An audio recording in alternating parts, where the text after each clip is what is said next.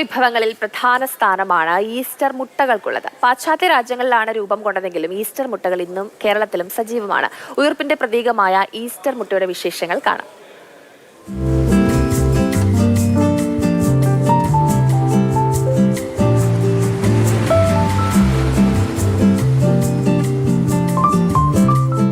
ക്രിസ്മസിന് കേക്ക് എന്നതുപോലെ ഈസ്റ്ററിന് മുട്ടകൾ വിപണി കീഴടക്കുകയാണ്.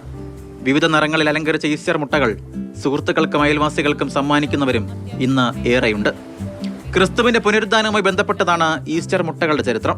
ശരിക്കും ഇത് ഇന്ത്യയുടെ ആചാരമല്ല. ശരിക്കും ഇത് നമ്മൾ ബ്രിട്ടീഷ് രാജ്യങ്ങളിൽ നിന്ന് ഇറ്റലി, റോം, പിന്നെന്താ അയർലൻഡ്, UK, അമേരിക്ക ഇങ്ങനെയുള്ള പാശ്ചാത്യ രാജ്യങ്ങളിൽ നിന്ന് നമ്മൾ കടമെടുത്ത് കൊണ്ടുവന്നിരിക്കുന്നതാണ്.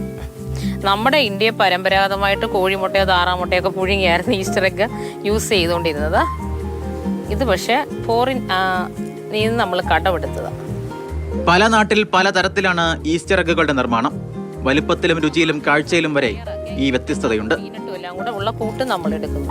ചെറിയ നെല്ലിക്ക, ഒരു മുഴുത്ത നെല്ലിക്കയുടെ വലിപ്പത്തിൽ നമ്മൾ ഇതിനെ ഇങ്ങനെ പരത്തിയെടുത്തിട്ട് ഇത് നമ്മൾ ശരിക്കും നമ്മുടെ കോഴിക്കോട്ടയൊക്കെ ഉണ്ടാക്കുന്നില്ല, ആ കോഴിക്കോട്ട മോഡലിൽ ഇതിൻ്റെ നടുക്ക് ഇങ്ങനെ ഒരു ഇത് കൊടുത്തിട്ട് ദാരം കൊടുത്തിട്ട് ശകലം ഈ ജാം എടുത്ത് ഇങ്ങോട്ട് വെക്കുക.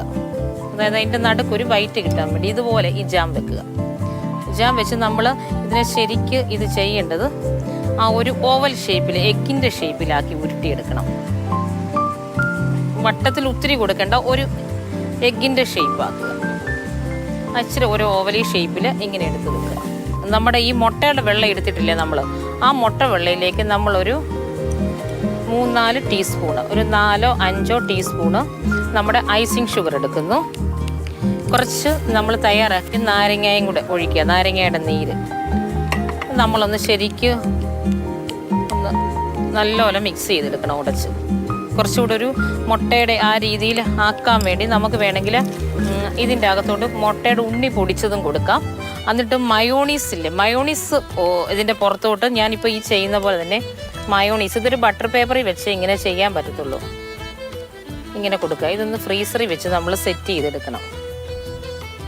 ഈ ഐസിങ് ഷുഗറിൽ വെച്ച് നമ്മളൊന്ന് ഉരുട്ടിയെടുക്കുക. ഈ ഓരോ ഇത് വെച്ച് നമ്മൾ ഡെക്കറേറ്റ് ചെയ്ത് കൊടുക്കുക, ഡിഫറൻസ് ആയിട്ടോ കളേഴ്സ് വെച്ച്.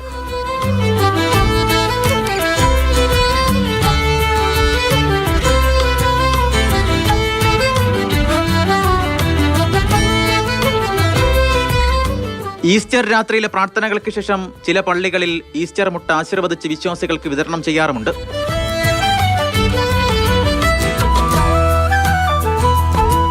മാതൃഭൂമി ന്യൂസ്, കോട്ടയം.